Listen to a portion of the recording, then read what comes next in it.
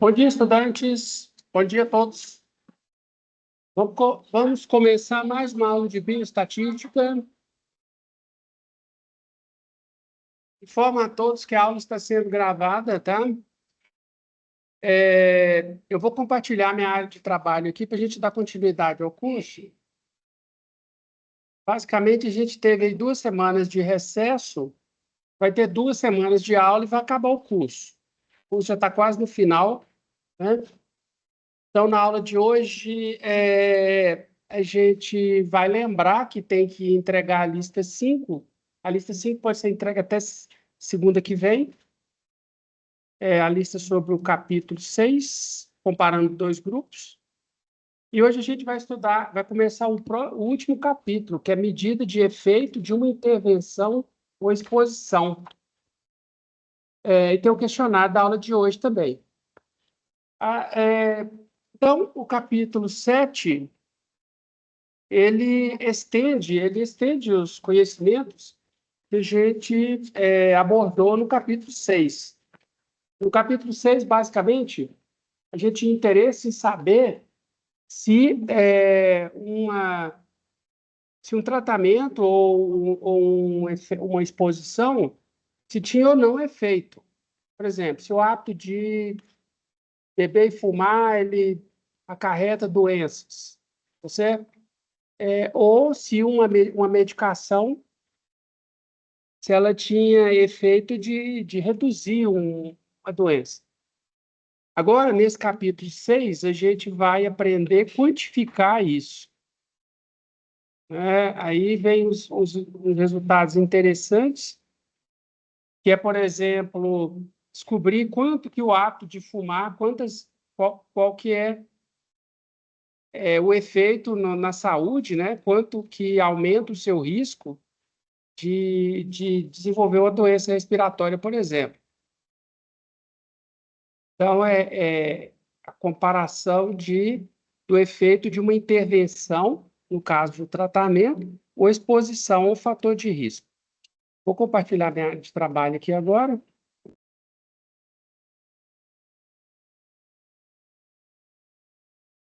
Então, é o efeito de uma intervenção ou exposição. Isso é que a gente vai estudar na aula de hoje. Começar a estudar. Aí aqui acaba o capítulo, acaba o curso, tá certo? Deixa eu pegar um bloco de notas aqui para fazer alguma anotação que eu precisar.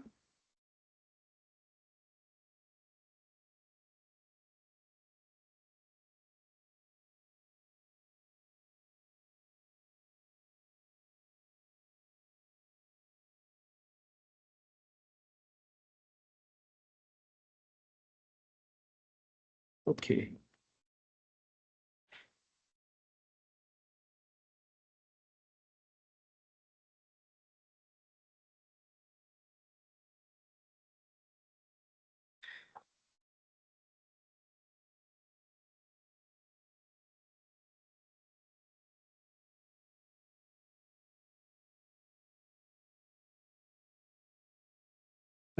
Você não pode criar editas para colocar os tamanhos disponíveis para permitir essa informação. Tá bom. Vamos continuar, então, aqui. Medida do efeito de uma intervenção ou exposição. Então, aqui a gente continua o capítulo, os conhecimentos do capítulo 6. Bom, então, o que eu dizia, né, que no estudo caso-controle, por exemplo, você tem 2 grupos, um grupo com o fator, um grupo com o evento de interesse que ocorreu, né?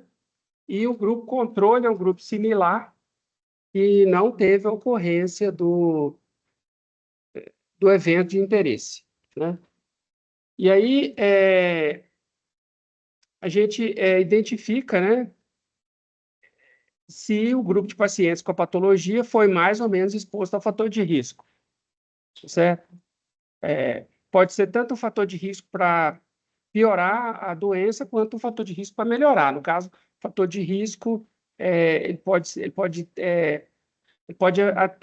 atuar nos 2 sentidos. ou piorando, né? A exposição a ambiente com poeira.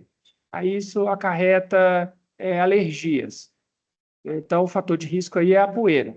Ou pode ser uma medicação. Uma medicação, por exemplo, para asma, né? Se ela diminui a incidência da doença respiratória. Então, o que a gente viu foi teste de hipóteses. Teste de hipóteses, não sei se vocês estão lembrados, é bom vocês darem uma olhada, dar uma revisada. Ele dá uma resposta, né, que o fator de risco ele é ou não significativo. Mas uma resposta mais completa inclui a quantificação do efeito da exposição, né? Quanto que melhora, sei lá, uma medicação antihipertensiva, quanto que ela baixa a sua pressão efetivamente, de quantos milímetros de Hg, ou, sei lá, o uso de uma dieta com muito sal, excessivamente composta de sódio. Aí isso aumenta em quantos milímetros de Hg a sua pressão arterial.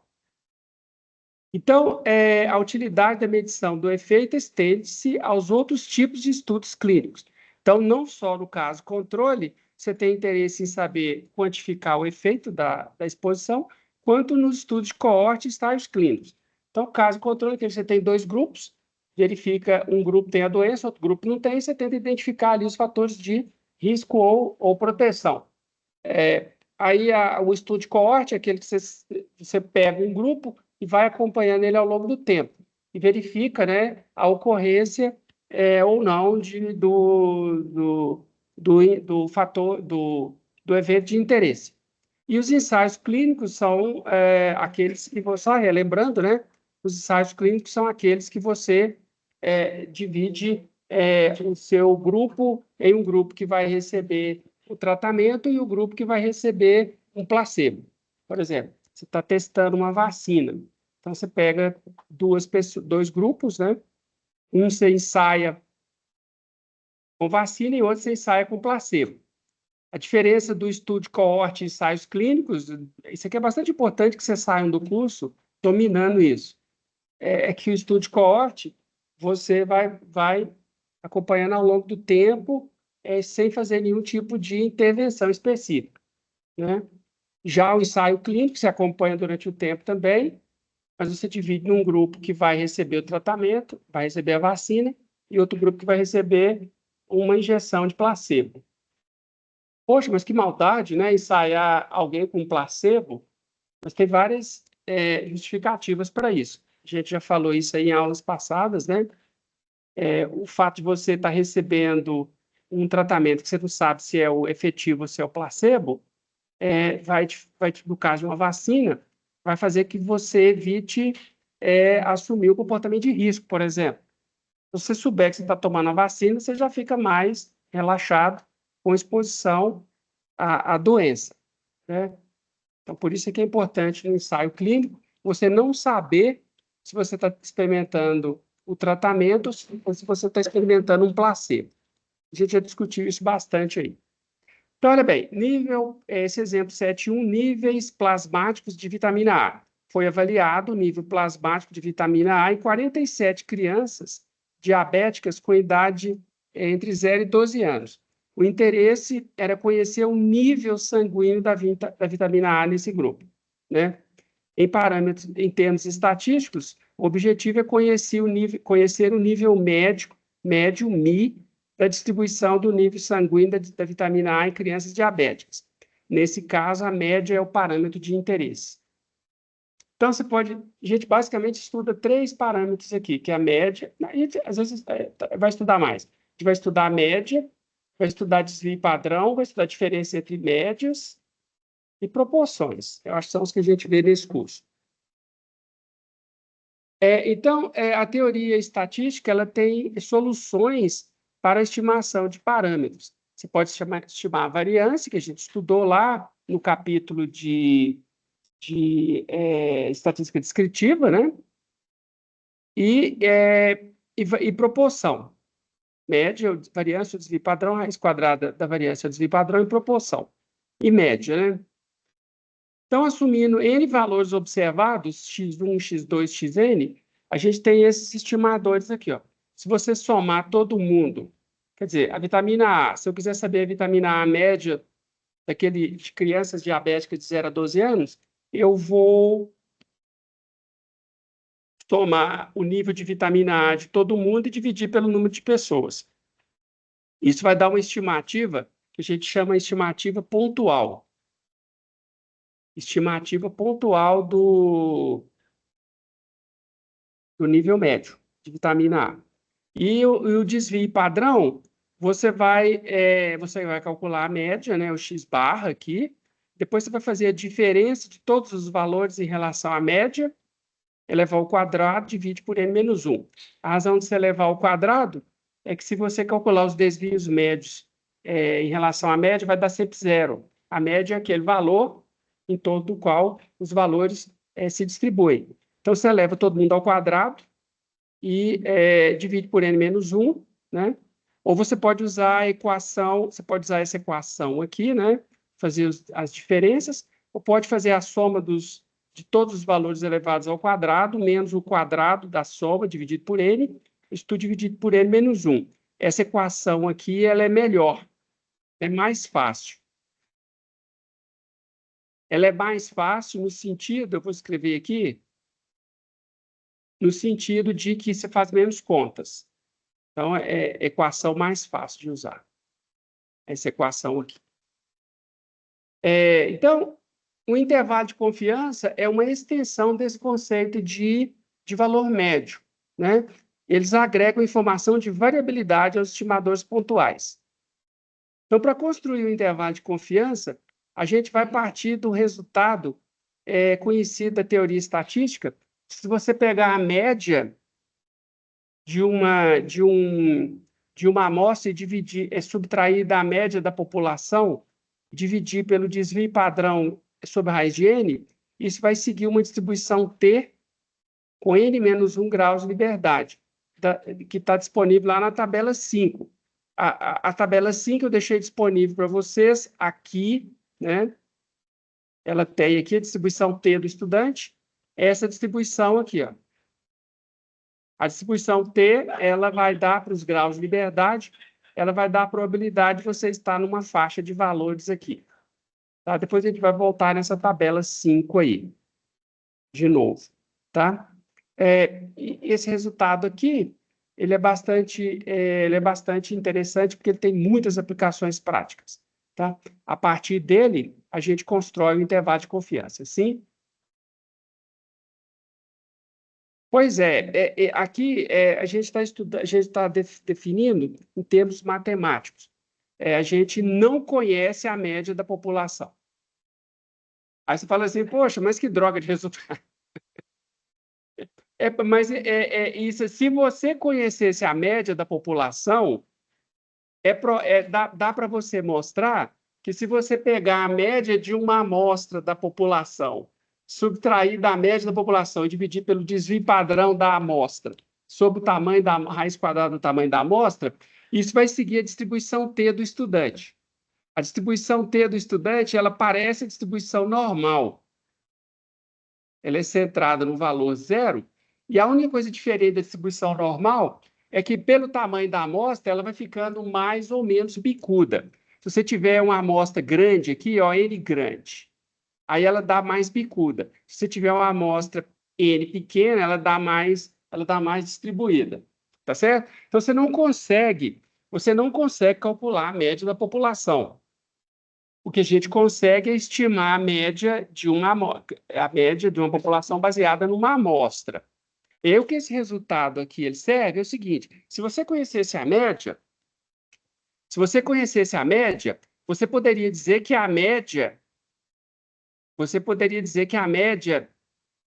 da amostra menos a média da população, dividido pelo desvio padrão da amostra e o tamanho sobre a raiz quadrada do tamanho da amostra, esse negócio estaria dentro do valor T com N menos 1 graus de liberdade e o T com N menos e mais, com probabilidade de 1 menos alfa %.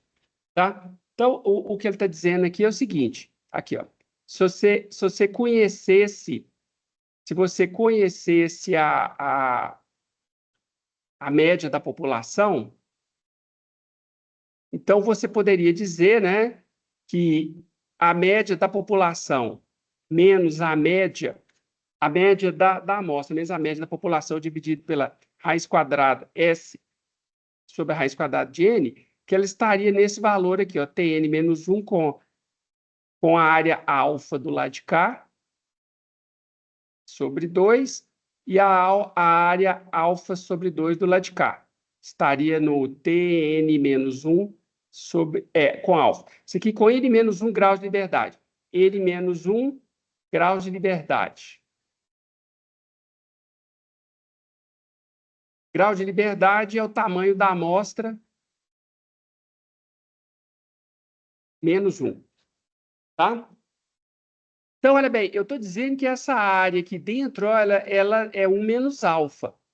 Porque se eu somar aqui, ó, alfa sobre 2 mais 1 menos alfa mais alfa sobre 2, isso aqui vai dar 100%, que é a área total. Então, eu estou dizendo o seguinte, que aí eu posso jogar o mi para o lado de lá, né? Eu posso jogar o x barra para o lado de lá, subtraindo, né? E posso jogar o S sobre a raiz de N multiplicando. Então, eu consigo mostrar que a média estaria entre x barra menos esse valor T n menos 1 alfa e esse valor x barra mais, vezes o desvio padrão sobre a raiz de N e x barra, né? Aqui para você ver. Então, isso aqui seria o que a gente chama de limite inferior. E esse aqui seria o limite superior. Olha bem, eu faço de conta que eu conheço a média da população. Quando eu faço de conta que eu conheço a média da população, eu consigo provar, o Garcia conseguiu provar, né, lá no início do século XX, que essa distribuição, essa conta aqui, ó, se você conseguisse fazer, ela daria sempre uma distribuição T. Quer dizer, se você pegar qualquer amostra, imaginando que você conhecesse o tamanho a média da população, e calculasse o x barra e o S, você conseguiria mostrar que isso estaria sempre aqui dentro da distribuição T. Só depende do tamanho da amostra. Que é T menos N menos 1 grau de liberdade. E aí, quanto maior a amostra, mais bicuda é essa distribuição aqui, né? E quanto menor o tamanho da amostra, mais suave ela seria. Tá certo? Então, de acordo... olha, o pessoal da área de exatas tem dificuldade de entender isso. Então, eu imagino para vocês de biomédica seja ainda um pouquinho mais difícil. Embora, para entrar aqui na Federal, vocês provavelmente fizeram uma boa prova de matemática também. Mas a estatística, por isso é que às vezes, estatística e tal, é um negócio meio difícil de entender, porque a minha pergunta lá, mas como que eu sei a média da população? Não, a média da população a gente vai representar algebricamente por mi. E se eu conhecesse mi, eu teria que x barra menos mi sobre S sobre raiz de N seria uma t.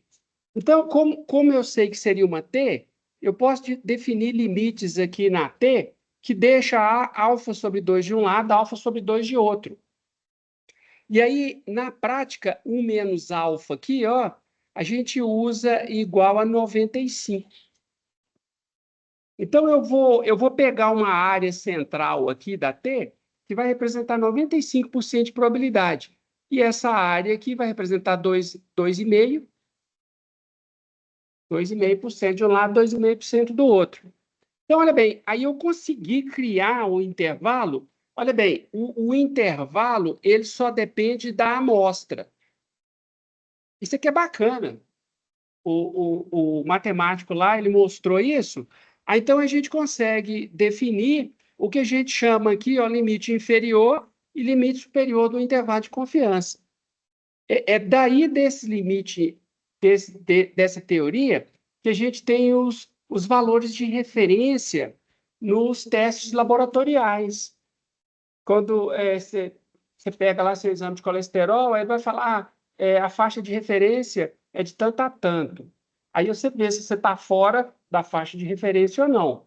Se você estiver fora da faixa de referência, você pode ser um caso raro de pessoa que tem um colesterol alterado e é saudável, ou você pode realmente estar com a doença. O diagnóstico da doença do médico, ele é baseado em várias alterações de exames laboratoriais, vários exames que estão fora da faixa de referência. Se um ou outro estiver fora da faixa de referência, o médico fala, não, está tudo bem, você está tranquilo.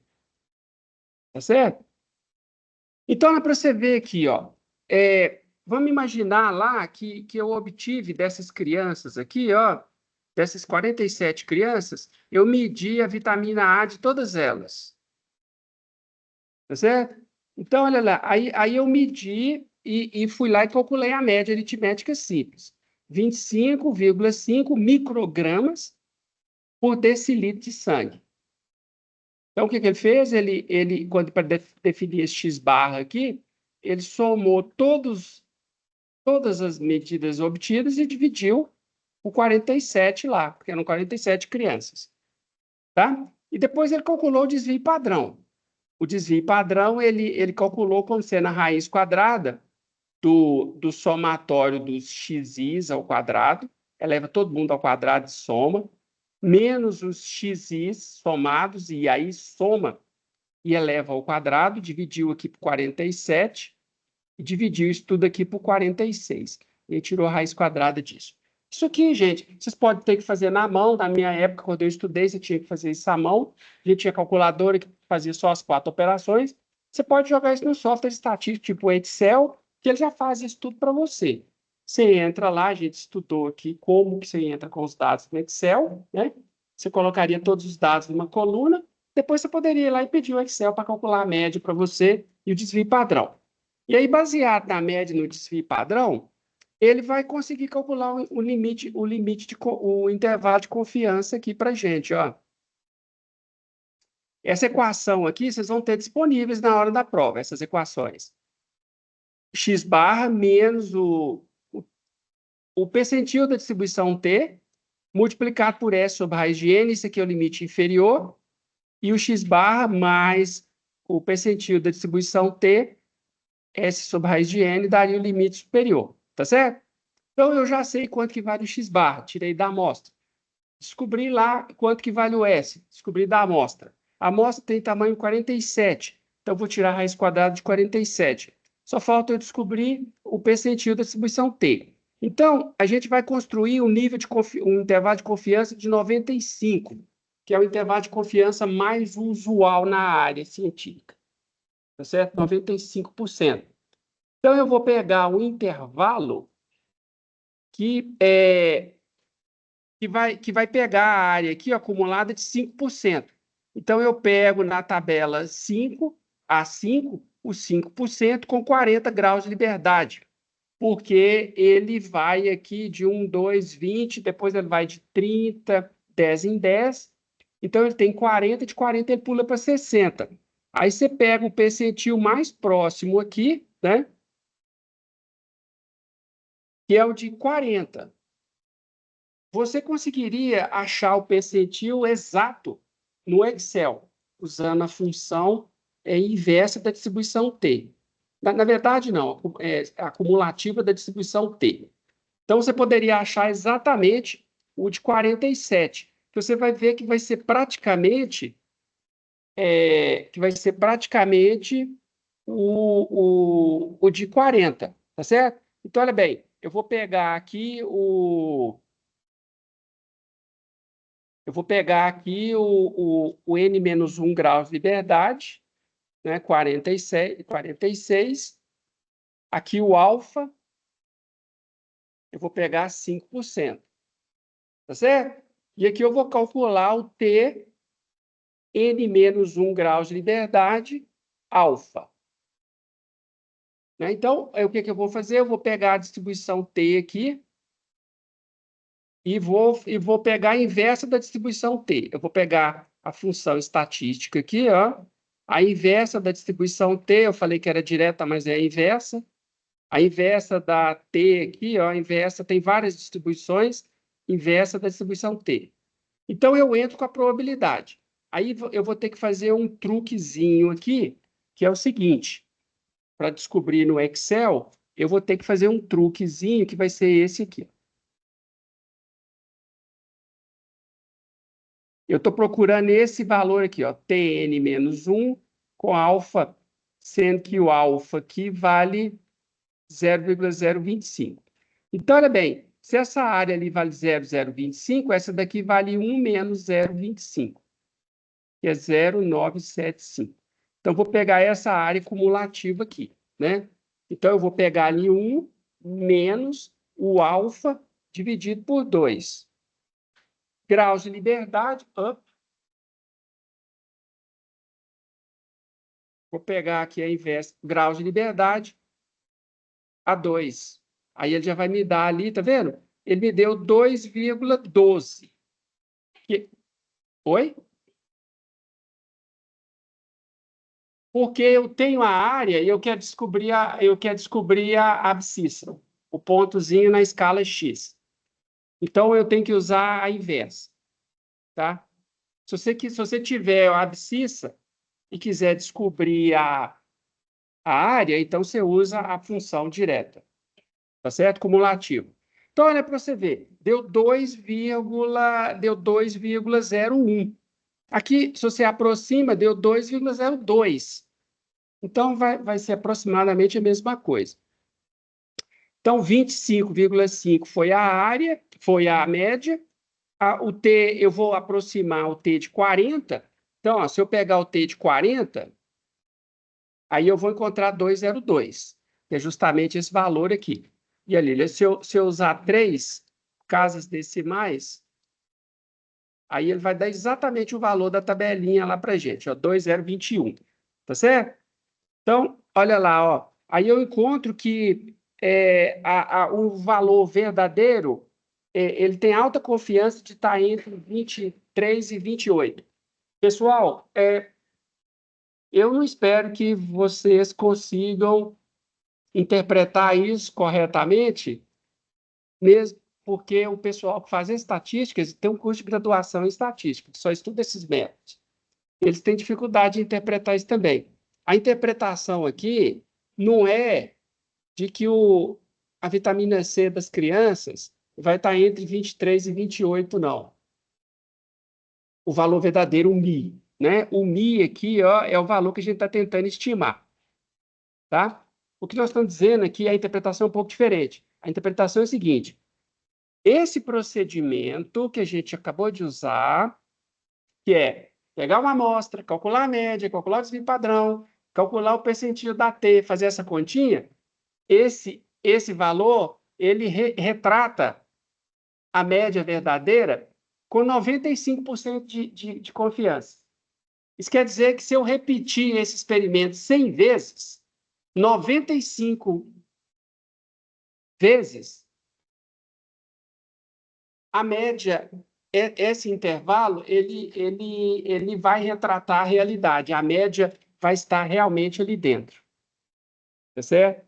Então, a interpretação é essa. A interpretação correta é de que esse intervalo aqui, ó, 23 a 28, você tem 95% de confiança dele estar retratando a realidade. A realidade está realmente entre 23 e 28. Por que que a gente não tem 100% de confiança de que a realidade está retratada corretamente aqui? Que a média de todas as crianças com diabetes entre 0 e 12, de vitamina A, seja realmente entre 23 e 28. Que a gente não pegou todas as crianças de 0 a 12 anos que têm diabetes no mundo. Todas as crianças da espécie humana dessa idade. A gente não pegou, a gente pegou só 47. Tá certo? Então, a gente viu muito isso ano passado na pesquisa eleitoral. Eles falavam, o candidato A, ele está com 30% de intenção de voto. E a margem de erro da pesquisa é 2 pontos percentuais para cima e para baixo. Isso quer dizer que entre 28 e 32, né, 30 mais ou menos 2, 28 e 32, esse intervalo você tem a confiança de 95% dele estar retratando a realidade. Quer dizer, essa pesquisa ela retrata a realidade com 95% de confiança. 95 vezes em 100 que essa pesquisa eleitoral for feita, ela vai retratar a realidade. 95% das vezes que você selecionar 47 crianças, calcular, medir no laboratório a vitamina A dela e fazer esse procedimento aqui, 95% das vezes, esse resultado, esse intervalo, ele vai retratar a realidade. Tá certo? Não quer dizer que a realidade está aqui dentro com 95% de confiança, não. Essa interpretação é incorreta. A interpretação é de que esse intervalo, um intervalo assim construído, retrata a realidade com o nível de confiança que você estabeleceu. Por que a gente não estabelece um nível de confiança de 100%? O nível de confiança de 100%, ele jogaria o percentil da distribuição T no infinito. Aqui, ó. Se eu colocar 0% aqui, a distribuição T vai para infinito. Então, para você ter 100% de certeza que a realidade está sendo retratada, com uma amostra de 47, você teria que dizer que o nível de vitamina C de A da criança está entre 0 e infinito. Ou seja, um intervalo de confiança inútil na prática.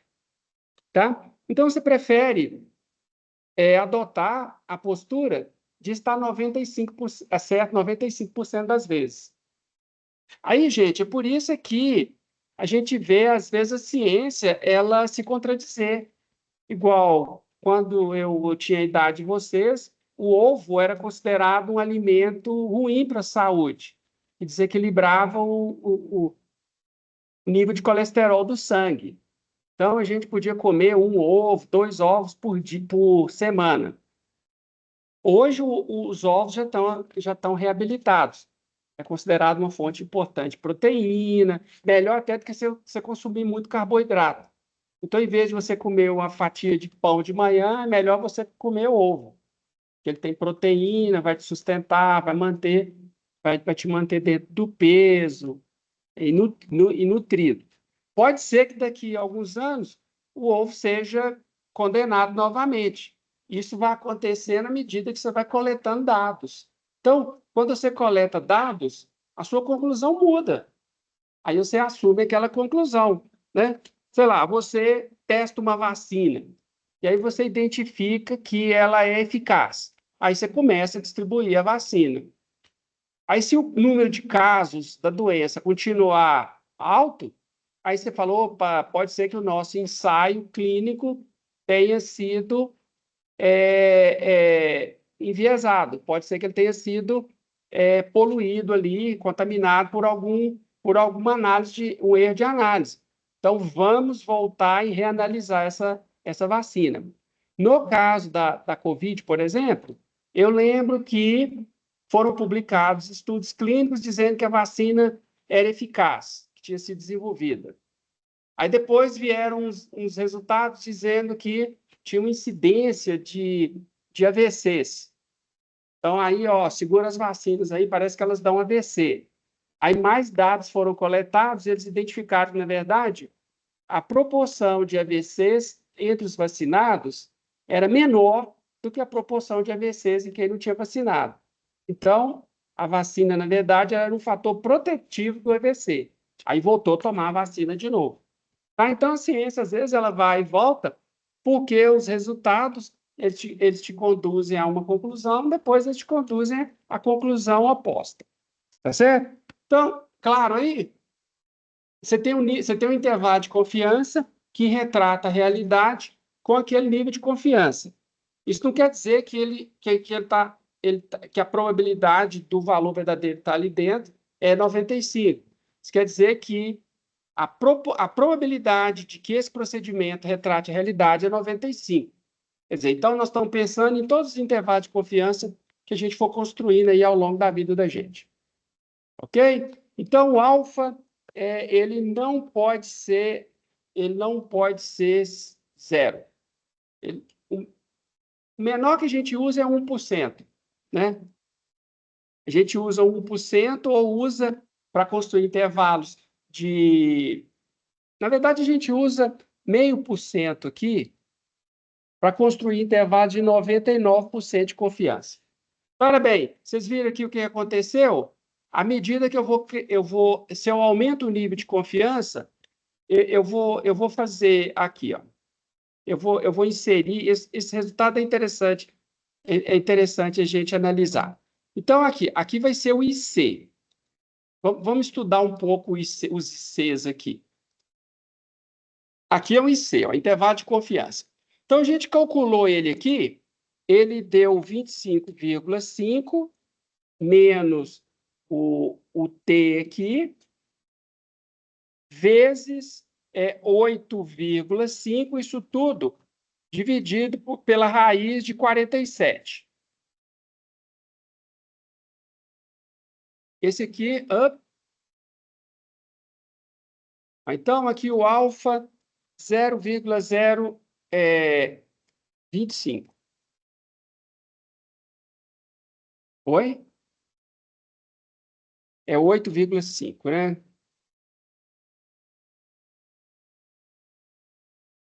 8,5. Então, 25,5 vezes a distribuição T, raiz de... porcaria. Olha bem, aqui eu vou pegar e eu vou fazer aproximação para 40 graus de liberdade. Então, aqui o nível de confiança.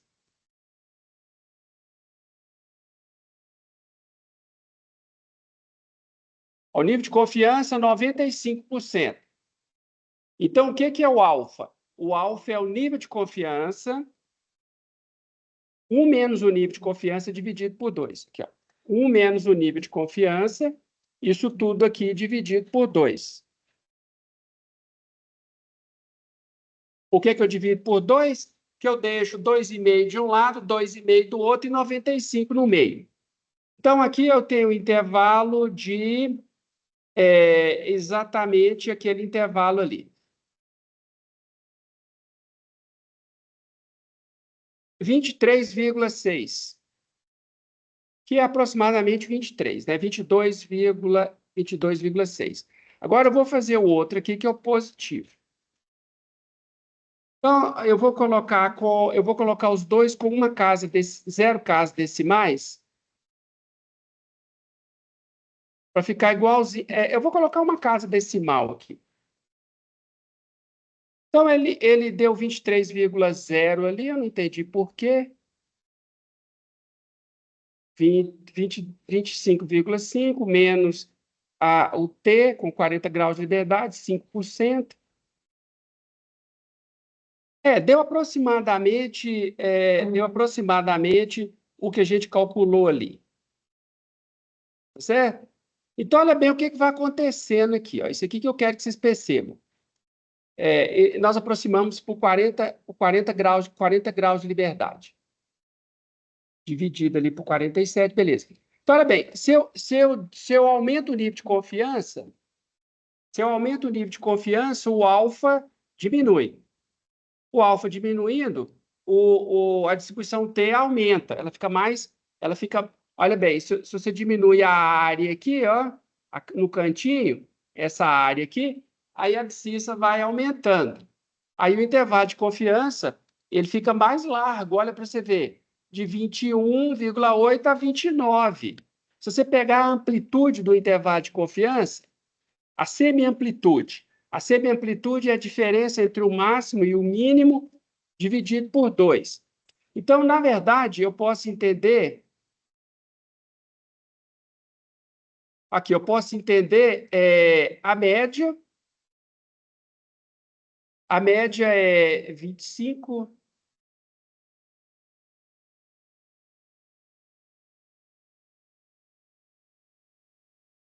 Aqui, a média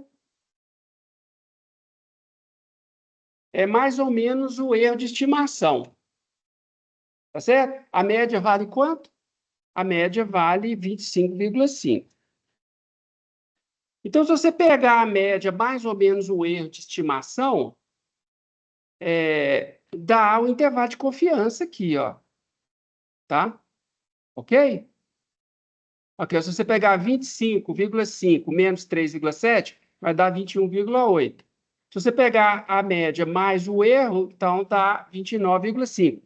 Se você aumenta o nível de confiança, se você diminui o nível de confiança, 95, o erro diminui.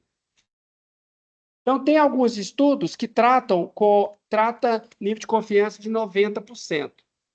Olha bem, o erro caiu para 2,5% se você usa 90%. Se você usa 95%, o erro sobe para 2,9%. Se você usa 99%, o erro vai para 3,7%. Então, a ciência ela descobriu que 95 é um bom compromisso para o erro não ficar muito grande, nem não ficar muito grande, e a sua confiança não ficar muito baixa. Se você coloca uma confiança de 90%, seu erro costuma ficar muito grande. Se você 99, o erro fica muito grande. Se você usa uma confiança, se você diminui muito o erro, a confiança fica baixa, 90%. Certo? Então, 95 é um bom compromisso. O erro fica pequeno e a confiança fica alta. Mas os dois os dois são conflitantes. Quando você melhora um, você piora o outro. Tá certo? Então, é recomendável que vocês brinquem com isso. Faça igual eu estou fazendo aqui, ó, a planilha no Excel. Mas para falar, pô, professor, tem coisa mais importante para fazer. Tudo bem, eu acho que a época do ensino universitário é a época de você adquirir conhecimento. Eu, por exemplo, sou engenheiro eletricista. Eu estudei estatística, gostei e tal. Hoje eu arranjei emprego na área. Quando eu estava estudando engenharia, eu não imaginava que eu ia dar aula de estatística e muito menos para biomédicos, farmacêuticos. Então, você usa pouco do que você aprende, mas você não sabe qual o pouco que você vai utilizar. Porque senão você estudaria só o que você vai utilizar, você não perderia seu tempo, né? Então, eu acho que é bacana um biomédico que domine estatística, ele tem um lugarzinho diferenciado no mercado de trabalho. Ah, não, estou entendendo aqui, os níveis, os intervalos é, dos níveis, os níveis de normalidade, né, as faixas de referência que a gente chama, eu entendi de onde que isso vem. Isso vem de um estudo estatístico longo. Inclusive, a gente vê, às vezes, os laboratórios, eles dando novos níveis de referência, baseado em estudos mais recentes, estudos mais amplos, que consideraram mais pessoas. Tá certo? Então, deu para entender aí o nível de confiança? E como é que funciona o intervalo de confiança? O intervalo de confiança, ele vai retratar a realidade com o nível de confiança que você estabeleceu, 95% das vezes. Então, intervalo de confiança para média de dados pareados. A gente estudou intervalo de confiança para média simples. Se você tiver dados pareados, então imagine que a variável resposta ela é denotada por x1 e x2, respectivamente, dois grupos a serem comparados. Esses dados são os pares. Pessoal, o que poderia ser x1? X1 poderia ser o nível de vitamina A nas crianças sem intervenção nenhuma. E x2 poderia ser o nível de vitamina A depois que o médico fez uma reposição de vitamina. Aí eu quero saber, uma pílulazinha que a criança toma por semana, quanto que sobe, né? Quanto que aumenta o nível de vitamina A do sangue. Então, os dados são pareados agora. Ó. Isso aqui é a medida da vitamina A da criança antes da intervenção, e X1, 2 é a vitamina, é a segunda medição após a intervenção. Ok? O efeito da intervenção ele é medido pela diferença antes e depois. Antes, menos, depois. E a estimativa do efeito ela pode ser também calculada através da distribuição T do estudante. Eu já contei para você do que chama T de estudante, já, né? Chama T de estudante porque o matemático que mostrou essa relação aqui, ó, ele queria publicar e ele trabalhava na Guinness, fabricando cerveja. Olha para vocês verem, no início do século XX, a Inglaterra já tinha um matemático estudando a qualidade da cerveja.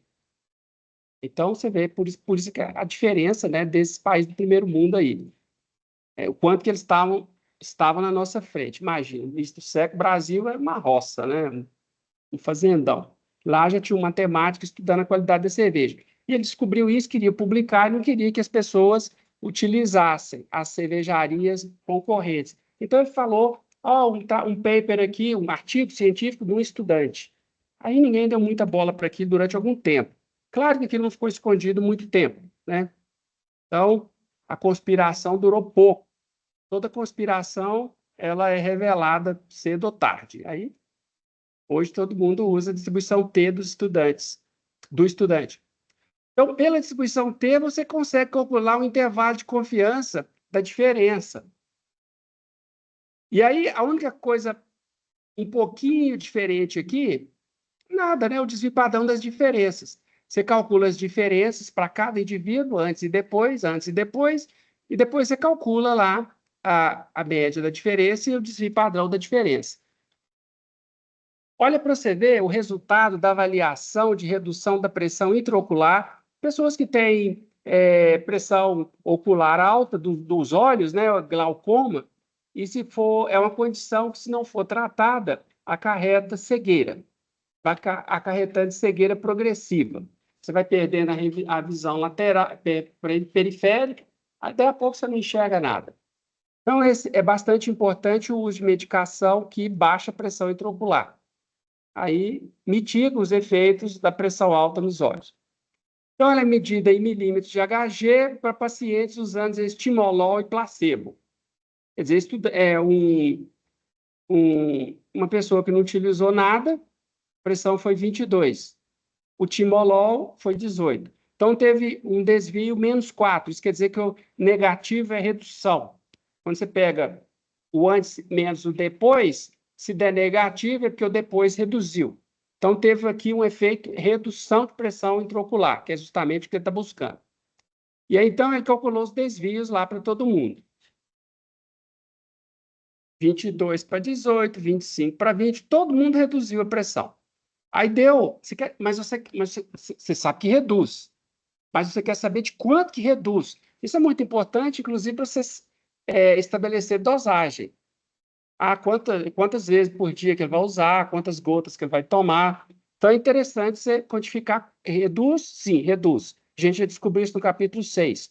Nós queremos saber agora de quanto que reduziu. Então, nesse caso, você tem uma redução média de 2,6 milímetros de Hg. É a estimativa do efeito hipotensor do timolol, redutor de pressão intraocular.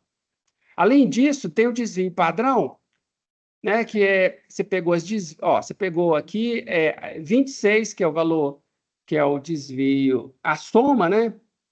Você pegou a soma aqui, depois dividiu todo mundo por 10, deu 2,6. Então, você vai pegar 4, que é o desvio, menos o desvio médio, 2,6, você vai encontrar o valor 2 aqui. Eleva ao quadrado.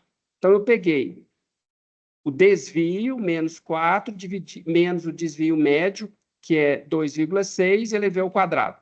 Somei todo mundo, obtive 86,4. Tá? Então, aqui, o que nós fizemos aqui, a gente calculou as diferenças de todo mundo, somou e dividiu por 9. Porque você tinha 10 pessoas, menos 1, 9. Então, deu 9,6. Aí eu tenho aqui o nível de confiança, né? Então, é a mesma coisa aqui eu posso usar, né? Olha aqui, eu tenho o nível de confiança vai ser 9 pessoas, 95, o alfa 262 aqui, porque ele aproximou para... Ah, não, ele usou 10, né? Aqui, ele usou exatamente 10 aqui no N-1 graus de liberdade. né? Então, olha bem, ele vai pegar 95, você vem cá na tabelinha. Deixa eu abrir a tabela aqui para vocês verem. Aqui a tabelinha aqui, ó, com 10 graus de liberdade, 5%, vai dar 2, não, 2,262. Eu não entendi aqui por que que o meu deu errado. 2,262. O menos alfa sobre 2. Ah, pessoal, na verdade está errado. Aqui, ó, o alfa é 1 menos. O alfa é 1 menos. Por isso que estava dando diferente ali, ó, na frente, 23,6.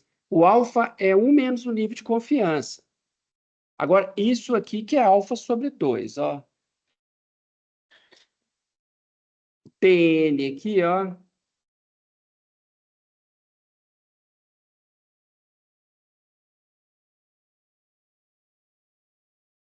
Não entendeu?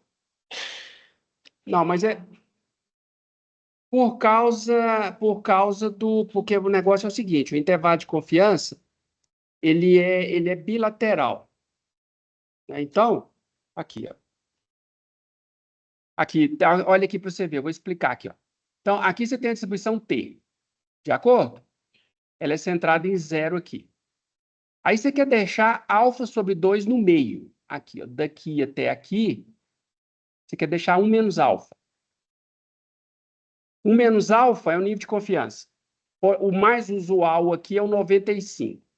Então, você vai deixar 95 do lado de lá e 5% de fora.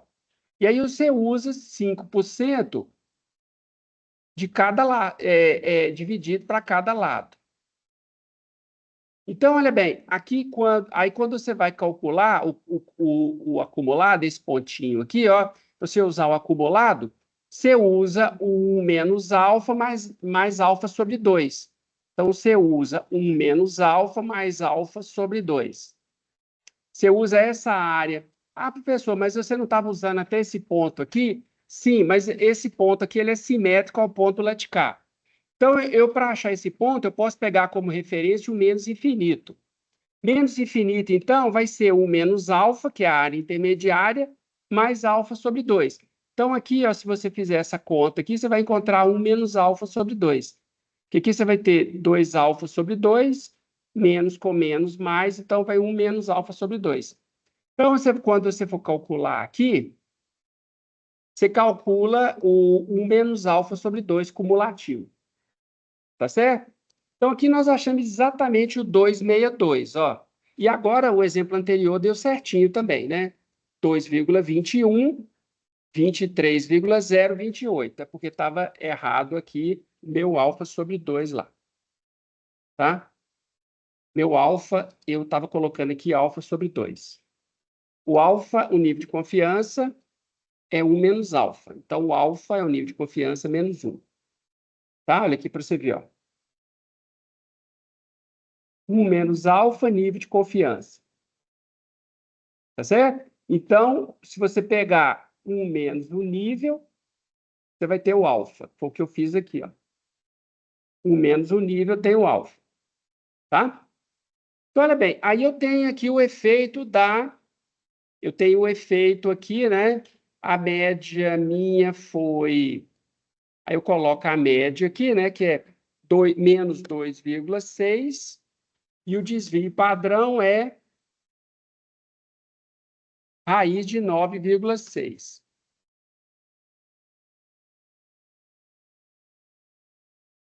Opa! Aqui. Então, a média é 2 menos 2,6. O desvio padrão é raiz de 9,6. Então, aqui eu tenho menos 3, opa, por que estou errado? Ah, porque eu coloquei aqui raiz de 47, na verdade, é raiz de 9, né? Raiz de 10. 4,8. Agora, o outro é a mesma coisa, só que eu somo aqui. Então, deu menos... Epa! Menos 2,6 mais 2,268, raiz de 9,6 dividido por raiz de 10. Não entendi por que ele deu menos 7,3.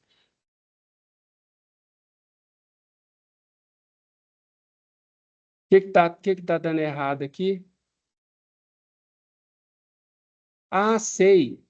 É porque eu tenho que puxar o T alfa sobre 2 daqui. Pronto, deu menos 4.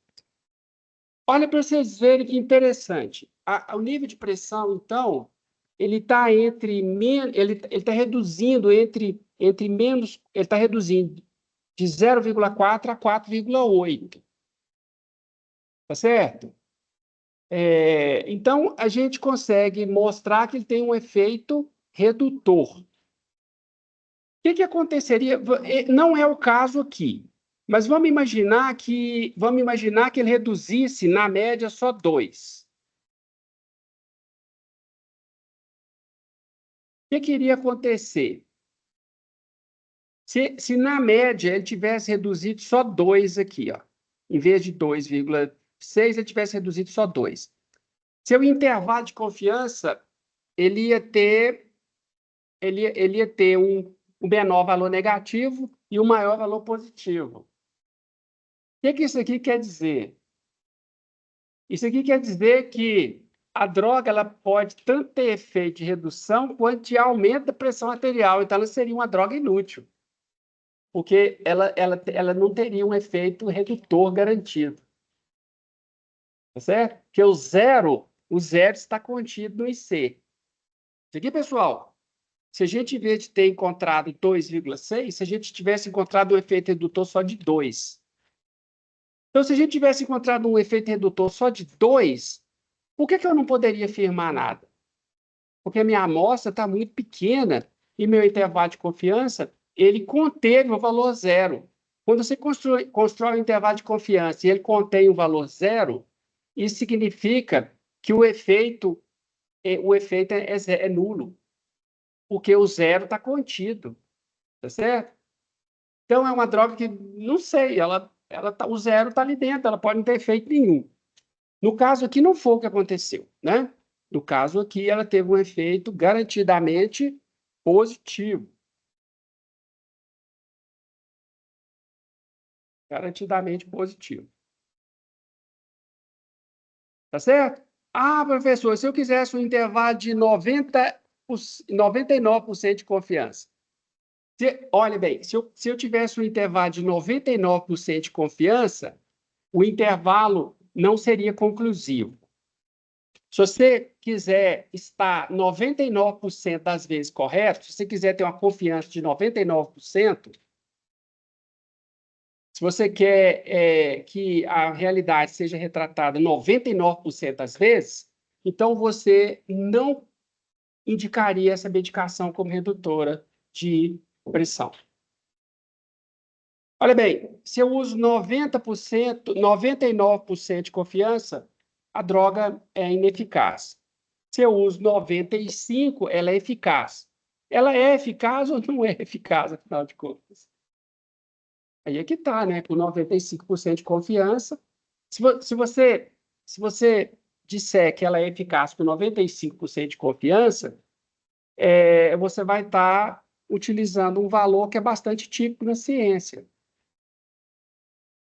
Então, tem uma chance muito pequena de que lá no futuro se verifique que ela não ajudou as pessoas.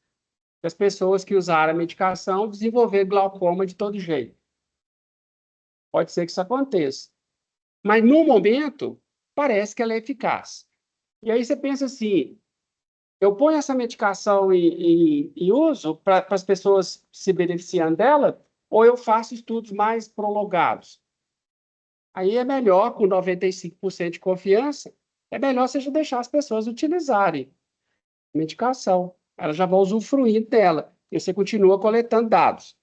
Aí, se eu considerasse 90% de confiança, também a droga seria, o IC dela seria exclusivamente negativo, ela também seria considerada benéfica, tá certo? Então, o que você vai encontrar é conclusões assim, a medicação foi eficaz num estudo com 95% de confiança. Você sabe que a confiança não é 100%, uma confiança 100%, ela não vai acontecer, certo? Então, assim, beleza, nós estamos usando aqui, baseado em dados que retratam a realidade 95% das vezes. Pessoal, 95% das vezes assim, vamos dizer, 5% a chance de você errar. A chance de você errar 5% é como se você lançasse, quer ver?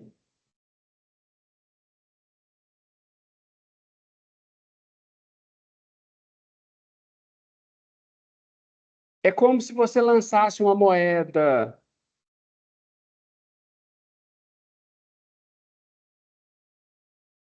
2, 4, 8. É como se você lançasse uma moeda equilibrada 8 vezes e obtivesse 8 caras. É a chance desse estudo seu aqui não estar retratando a realidade. Entendeu? Você joga uma moedinha 8 vezes, 2. Peraí, 2 vezes 2, 2 vezes 2, 4 vezes 2, 8 vezes 2, 16. É como se você lançasse a moeda 4 vezes e obtivesse 4 caras. Experimenta fazer essa brincadeira. Vê quantas vezes você vai lançar a moeda, 4 vezes, até ela dar 4 caras seguidas. Vocês vão ver que a chance de acontecer é muito pequena. Então, por isso é que a gente fica confiante em 95%.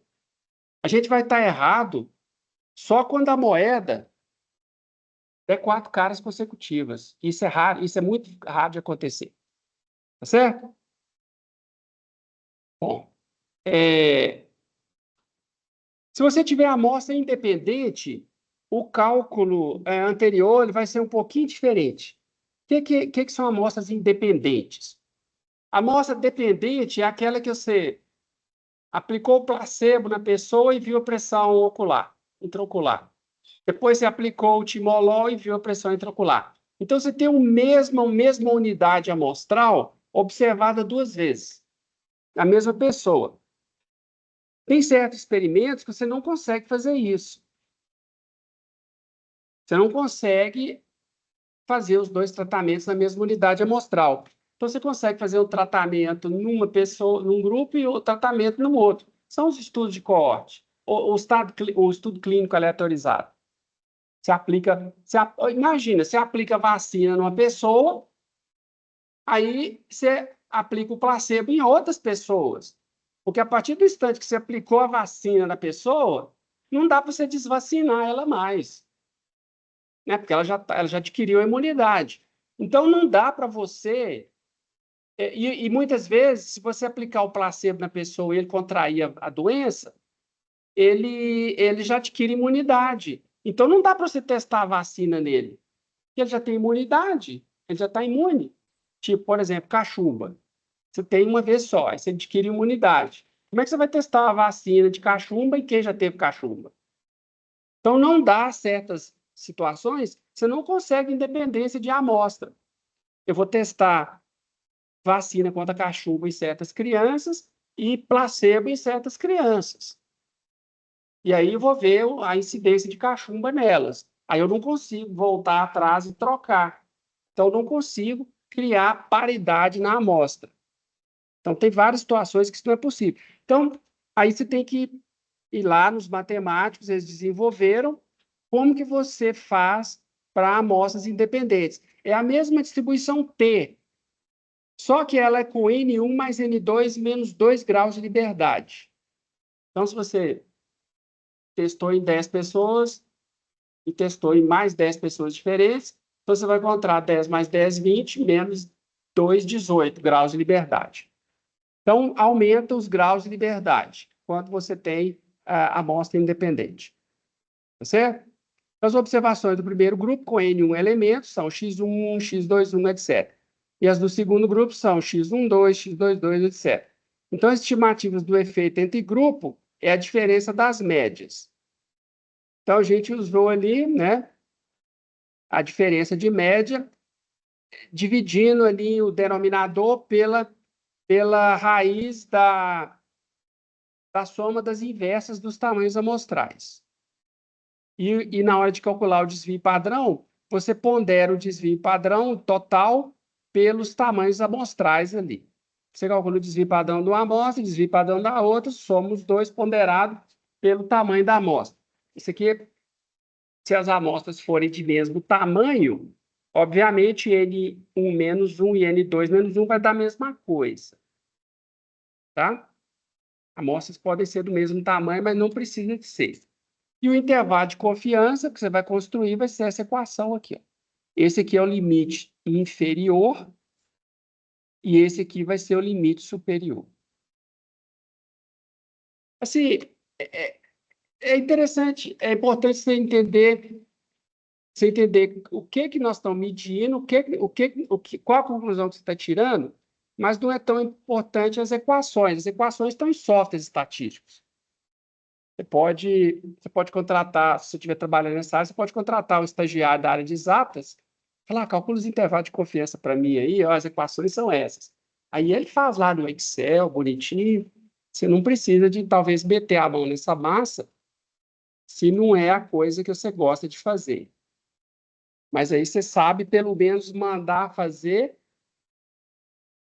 e sabe analisar o resultado de confiança. Ok? Então, mudou um pouquinho ali, só o cálculo do desvio padrão. Comparação da tianeptina com placebo. Então, utilizando dados que a gente falou lá no capítulo 6, então a gente quer saber o efeito da tianeptina. Isso aqui é uma medicação, parece que é uma psiquiátrica, acho que é uma medicação psiquiátrica, aí você queria ver se aí o nível da doença psiquiátrica é um score, as características lá, você dá uma nota, né? No final, quanto mais maior a nota, pior o cara tá, né? Mais funda a depressão, quanto mais leve, quanto mais menor, mais leve.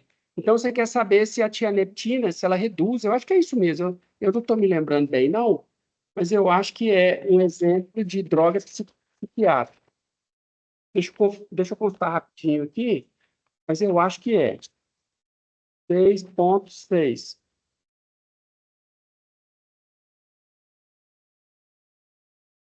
Tianeptina. Exemplo 6,9.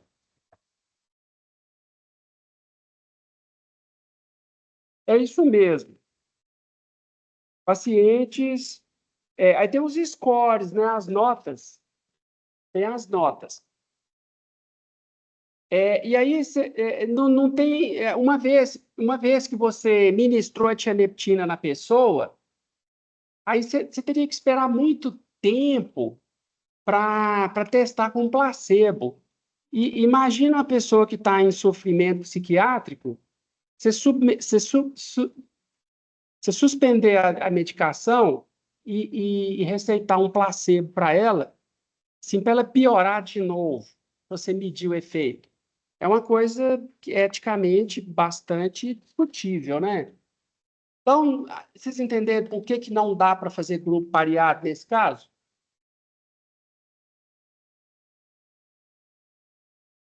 Você deixa todo mundo em sofrimento, tomando placebo, aí depois você ministra outra medicação.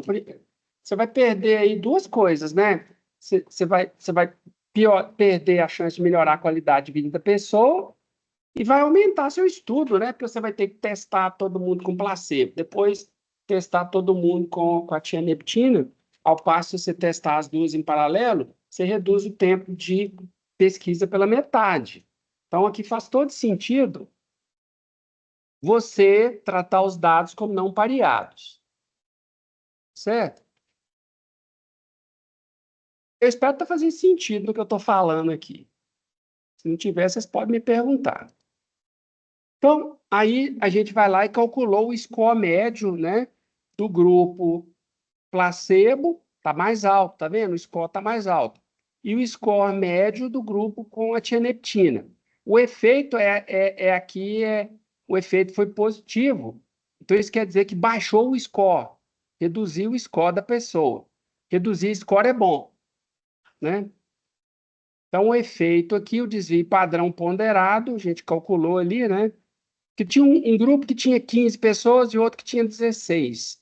Então, a gente ponderou ali pelo tamanho da amostra, aí obteve um desvio padrão combinado. E aí determinou lá que a redução de score é entre 2 e 15. Aí você fala, poxa, tá bem certo, né, essa medida, essa redução em 2 a 15, quer dizer, pode ser 2 ou quase 10 vezes 2, né?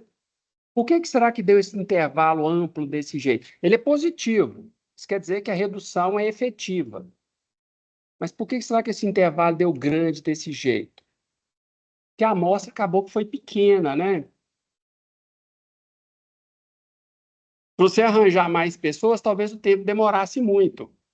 Então, às vezes, você trabalha com amostras pequenas para ganhar tempo, né?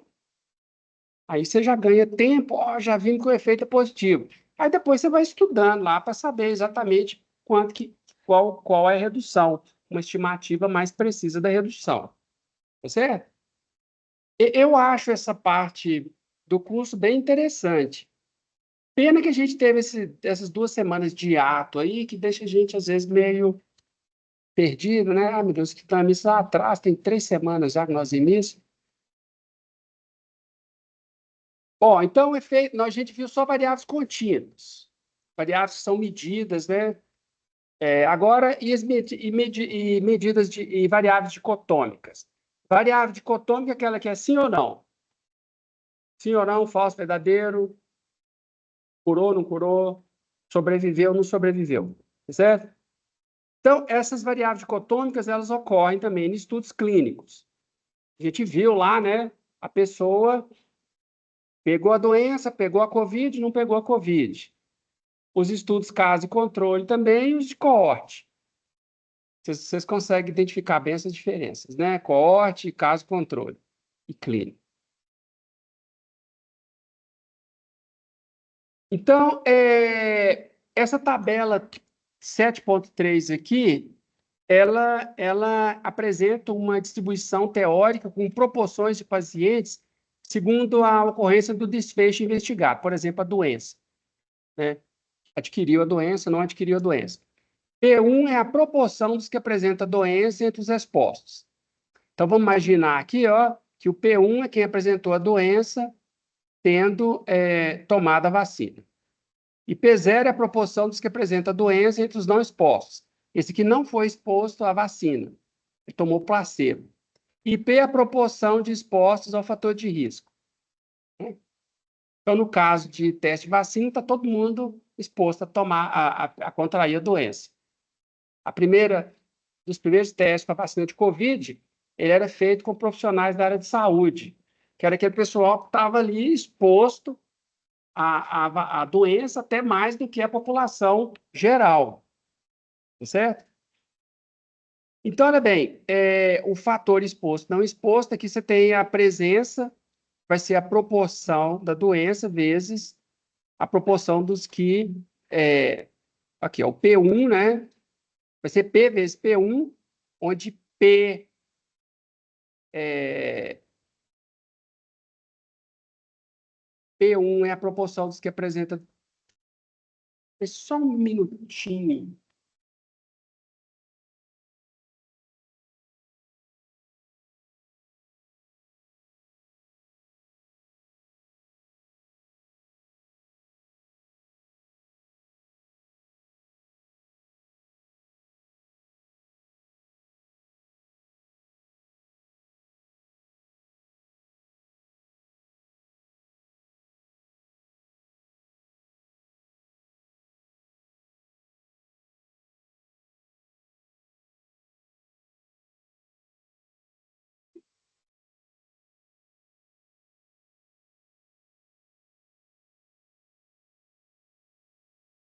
Então, vamos continuar aqui. Ó, o P1 é a proporção dos que apresentam doença entre os expostos. P0 é a proporção dos que apresentam doença entre os não expostos. E P é a proporção dos expostos ao fator de risco. Então, olha aqui, ó, se você tem a proporção dos expostos ao fator de risco e a proporção dos que apresentam doença, P vezes P1 vai dar o número de doentes entre os expostos. Olha lá, tá vendo? Doentes, a doença está presente entre os expostos. O caso de vacina aqui não vai ser muito bom, porque 100% vai estar exposto, né? Então, se for vacina, P aqui vai ser 100% deles. Então, P1 vai ser quem pegou a doença e estava exposto, e, no caso, o P0 aqui vai ser 0, né? Então, no caso de vacina, a gente vai ter todo mundo exposto e presente e ausente a doença. Não, peraí, eu estou interpretando errado. Exposto é que tomou a vacina, não exposto é que não tomou a vacina. É exposto ao fator de risco. O fator de risco pode ser fator de proteção também.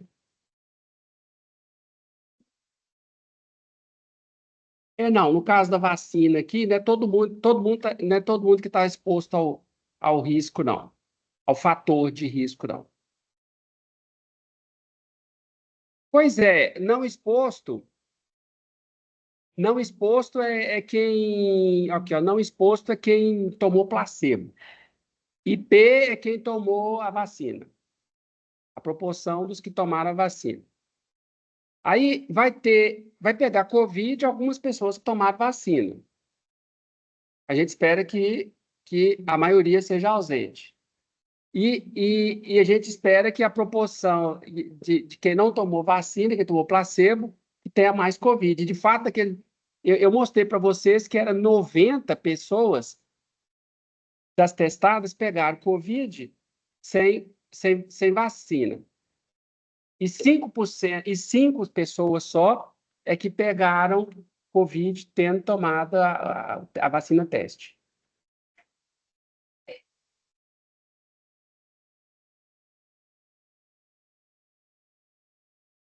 Porque P é presente. Ó, P é presente. Oi? Eu acho que a minha equação, eu acho que minha tabelinha está errada. Eu acho que é P e Q ali, ó. É P e Q. É isso mesmo, pessoal. Ó, bem visto. Aqui é Q. Eu vou corrigir. Aqui é Q. Então, P é presente. Não. P tomou a vacina, Q é que tomou placebo. Presente, né? Presente vai ser P vezes P1 e Q vezes P0. É isso aí. Aqui é Q e Q e aqui é P e P. Se você soma P1 mais Q1, vai dar 1. Se você fizer aqui, ó, PQ1 mais PP1 mais PQ1, vai dar PP1 mais Q1, que vai dar P vezes 1. Tá? Se você somar aqui, ó, vai dar P e Q. Se você somar a proporção de quem tomou e não tomou, vai dar 100%. Tá certo? Então, estudos caso controle ou coorte. Proporção, né? Ensaios clínicos também dá a mesma coisa. Mas se você entender, né, que exposto é quem tomou a vacina, não exposto é quem tomou o placebo. Então, essa tabela 7 é exemplificada numericamente aqui, para uma proporção de doentes entre os expostos igual a 20% e uma proporção de doentes entre os não expostos, 10%. Então, vamos imaginar que aqui, ó, é quem trabalha, por exemplo, em mineração e está exposto à poeira. Então, 20% apresentaram bronquite. E dos estudantes que trabalham no escritório dessa mesma empresa, 10% apresentaram bronquite só. Tá certo? Então, aqui, ó, 20% é quem estava exposto ao fator de risco, que é a poeira lá da mina. Aqui, quem estava trabalhando em um ambiente limpo. A proporção de exposto ao fator de risco, 40% trabalha em produção, digamos, e 60% trabalha em administração. Então, aqui a gente tem a distribuição, olha lá. Exposto 8%, né, que vai ser o 20 vezes 4 aqui, né? E não exposto vai ser 80% vezes Q. Então, vai dar essas contas aqui. Então, 14% presente e 86% ausente. É importante dizer que um estudo de coorte, as proporções P e Q indicam simplesmente o tamanho relativo das coortes nos estudos. E a coorte é a seguinte, você pega dois grupos, né? Então, P e Q é a proporção de quem está no grupo 1 e quem está no grupo 2 do coorte. Você pega todo mundo, foi recém-contratado na mineradora.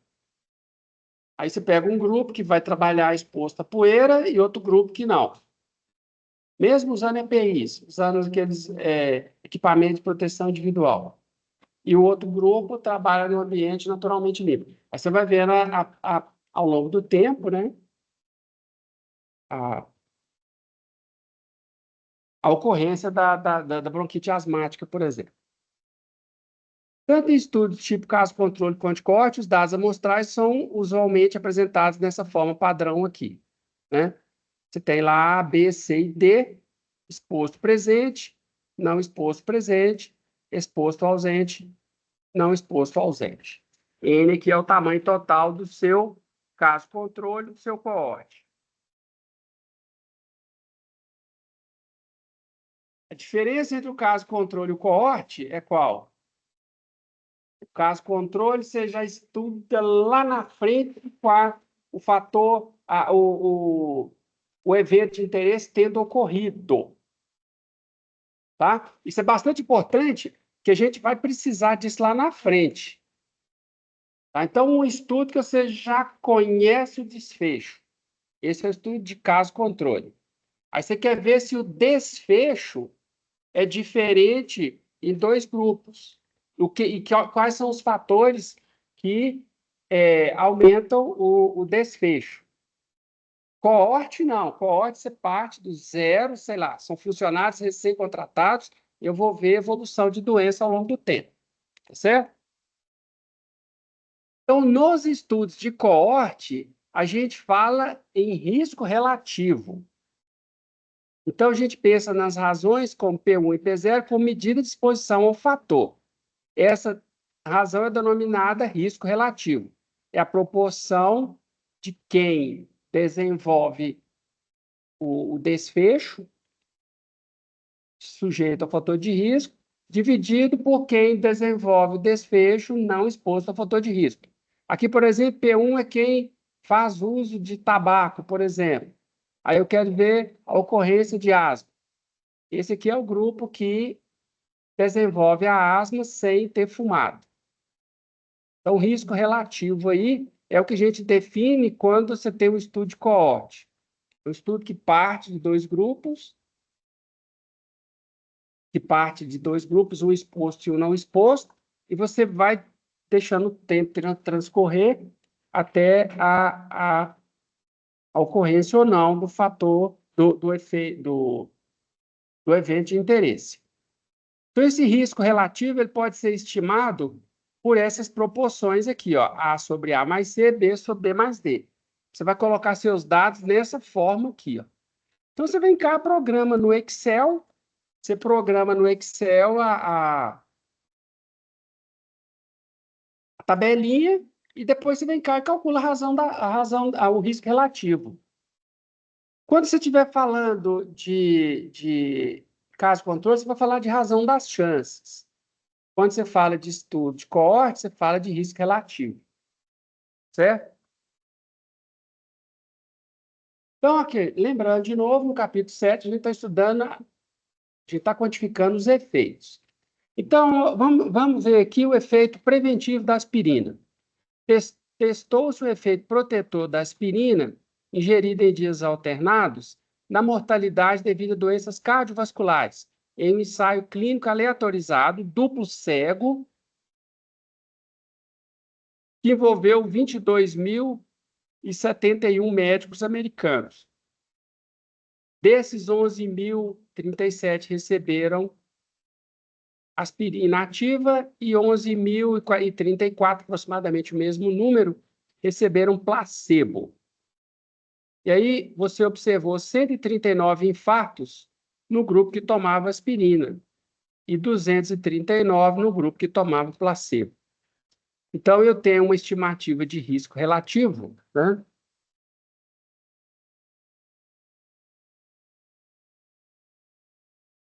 Esse estudo aqui não é exatamente um estudo de coorte. O que que diferenciou ele do estudo de coorte? Aleatorizou, né? O estudo é também ao longo do tempo, mas ele foi aleatorizado. O estudo de coorte não é aleatorizado. Sei lá, quero saber o efeito de bebida alcoólica. Então, eu pego um grupo que faz uso de bebida alcoólica, e pego outro saudável, e pego outro grupo que não faz uso de bebida alcoólica, saudável também. E aí eu deixo eles naturalmente evoluírem no tempo. Então, eu fiz aí o estudo de coorte. Deixei, não interferi em nada. O ensaio clínico, você interfere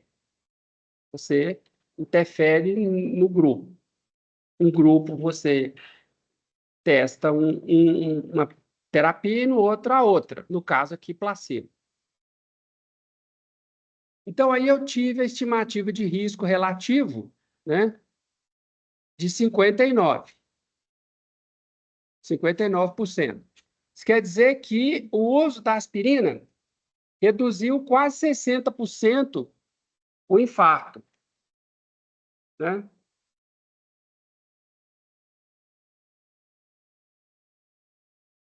Estudos. Se você pegar o inverso do risco relativo, dá 1,69, né? Então, a estimativa de risco relativo é 59% do risco quando você toma aspirina. Você cai ali quase pela metade do seu risco de doença, né? De infarto, com o uso da aspirina. E aqui você tem que é 1,7 aproximadamente, 70%, né? Que aumenta para quem não toma aspirina. Então, o uso da aspirina dá um risco relativo de aproximadamente 60%. Isso quer dizer que o risco é menor que 1, né? Menor que 100%, reduz. E não uso da aspirina cresce 70% a sua chance de ter doença cardiorrespiratória. Por que foi 60 e 70? Porque se você pega a proporção, é igual se você tem lá no Black Friday, né? Você fala assim, nós estamos dando 10% off. Aí você vai ver que na semana anterior ele subiu 10%. Então, o que custava R$ 100 passou a custar 110. Então, se ele der 10% off, aí ele vai reduzir 11 reais, né? Então vai para 99.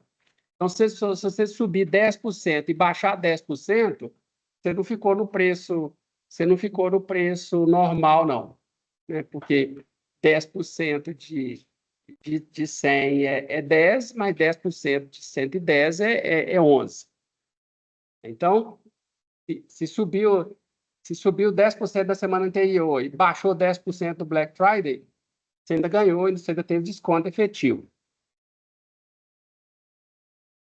Tá certo? Beleza?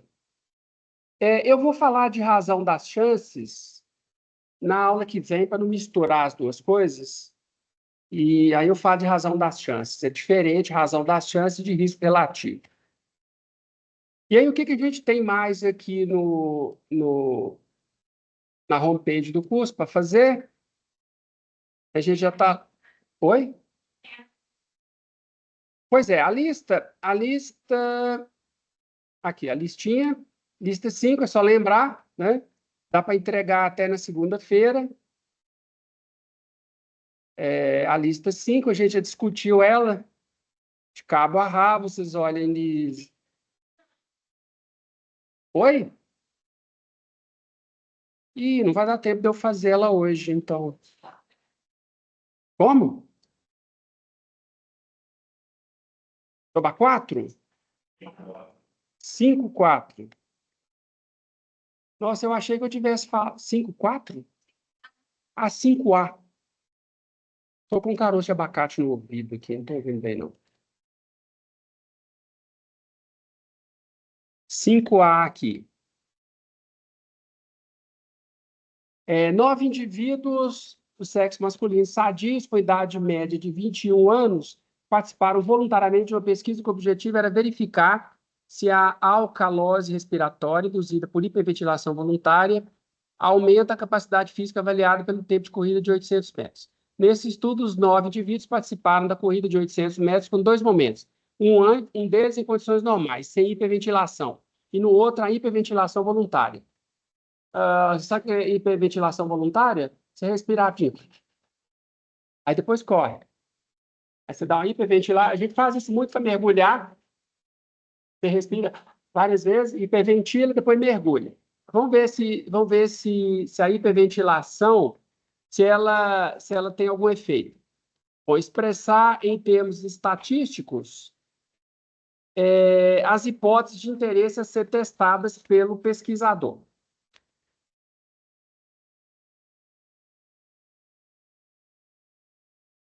Quais são as hipóteses estatísticas, então?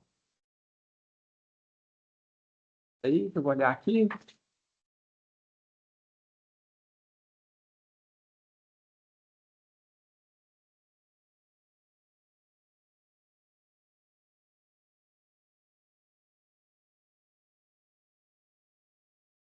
Oh, boy. Mas aí dá tempo na aula que vem eu tiro dúvida de outras dúvidas, se vocês tiverem. Pois é, mas é para entregar até de noite. Então dá para gente conversar na segunda que vem.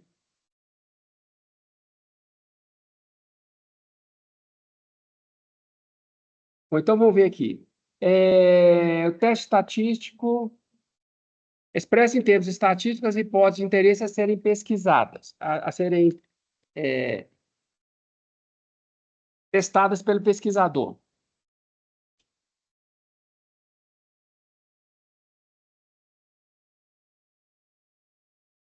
Qual que é a hipótese nula aqui? A hipótese nula é de que a média. Então, olha aqui, ó, você vai ter a média com hiperventilação, ela é igual à média sem hiperventilação. Tá certo? E qual que é a hipótese alternativa? A hipótese alternativa é que essas médias elas são diferentes. No caso aqui, você deve mostrar que a hiperventilação melhora, né? Aí é só fazer a tabelinha. Aí é só fazer a tabelinha, né? Você calcula as diferenças, as DIs, né? Que vai ser o X com da primeira menos o X100 da primeira. Aqui, a amostra é pareada. Você pediu o cara para correr 800 metros na bruta, aí você deixou ele descansar, tal. Esse efeito a gente chama de carry-over, é o efeito de carregamento. Quer dizer, você não pode testar imediatamente depois. Espera a pessoa recuperar, aí nas outras 24 horas, aí você vai, manda ele hiperventilar e manda ele correr os 800 metros de novo. Tá certo? Então, vai ser uma amostra pareada. Então, você vai calcular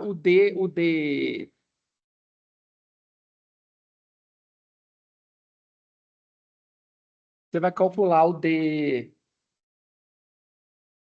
DIs, né, de cada um. Você calcula os DIs de cada um, né? Depois você calcula o D barra, né, que é o somatório dos DIs sobre 9, né?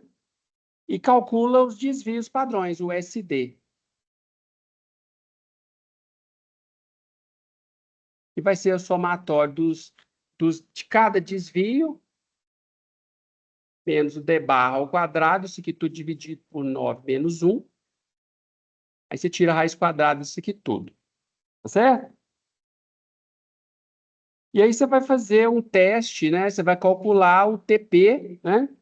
Que é o desvio médio dividido pelo SD sobre raiz de 9.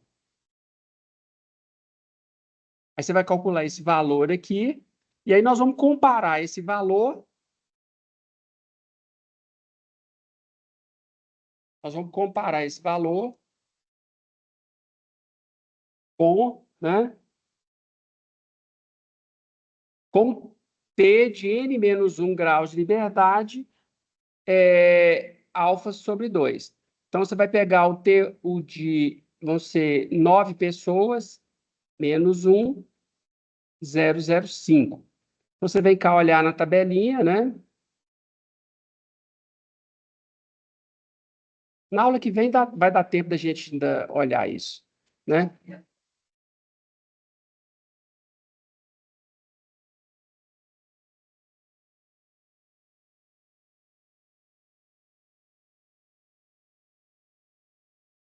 Pois é, cada situação ela tem uma característica. O primeiro quando você olha para você ver. Aqui a gente está trabalhando com variáveis, com contagens. Aqui no 1 é contagem. Contagem vai para aqui quadrado. Tá certo? Você vai para aqui quadrado. Então, a 1 é contagem aqui quadrado. Qual outro? Olha para você ver, o 2 já usa o teste Z. A 3, deixa eu ver a 3. Pois é, a três é proporção. Olha, a sobrevida foi medida. A sobrevida foi medida. Mas você transformou a medida numa contagem. Sobre... Então vai ser aqui quadrado. Vai ser aqui quadrado porque é uma contagem, entendeu? Assim, você olhou a sobrevida da pessoa. Tantos dias lá. Então você fez uma medição. Aí depois você contou, né? Quantos que sobreviveram. Tantos dias. Né?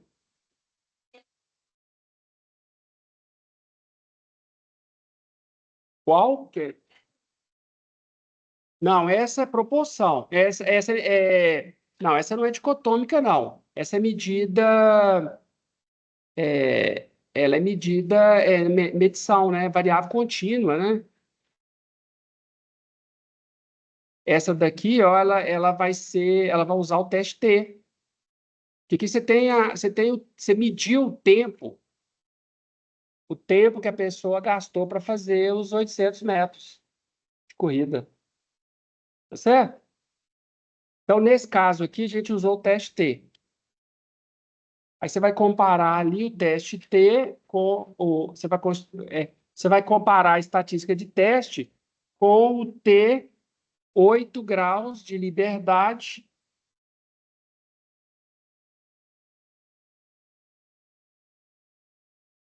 Oito graus de liberdade com o nível de 5%. Você vai comparar com 2,306. Tá certo? O que vai acontecer vai ser o seguinte. Você vai ter isso aqui, ó. O seu 5% vai estar aqui, ó, 2,306. Então, isso aqui vai dar 5% sobre 2. E esse menos 2,6 aqui vai dar 5% sobre 2. Aí o resultado, o TP seu vai estar por aqui, ó. A estatística de teste sua vai estar por aqui. Então, isso quer dizer o quê? Que a hiperventilação, ela não jogou o tempo lá para as caudas. Se a hiperventilação tivesse feito esse tempo reduzir de tal forma que ele fosse lá para as caudas, então a hiperventilação seria eficaz. Como ela ficou em torno de zero aqui, ó, então isso quer dizer que essa média com hiperventilação e sem hiperventilação é praticamente a mesma coisa. As diferenças que você está vendo aí são diferenças aleatórias. Tá certo? Porque o estatístico, ele leva em conta que você está usando uma amostra pequenininha de 9 pessoas. Ah, por que não usou 9.000? Porque ia ficar caro, ia demorar para caramba para testar. Então, a gente testa com amostras pequenas e a gente leva em consideração que tem a variabilidade amostral. Dentro da variabilidade amostral, o TP que eu vou obter nesse exercício, aqui, ó, só para vocês calcularem, depois vocês calculem, ele vai dar 42, 0,42. Então, o TP ele deu muito próximo de zero. Quando ele está próximo de zero, isso aqui, ó, é sobre H0. Se ele está próximo de zero, é porque o H0 deve ser verdade. Se ele dá nas caudas do H0, é porque o H0 deve ser falso. Tá certo? Na aula que vem, se vocês quiserem, a gente conversa mais sobre isso e faz o questionário também. Tá? Tem tempo, na segunda que vem, eu termino a matéria, tiro dúvida das listas de exercício. Inclusive, vai ter a lista de exercícios 6 e última, mas aí tem uma aula depois, eu tenho 2 aulas antes da prova. Tá? Então, por hoje é só.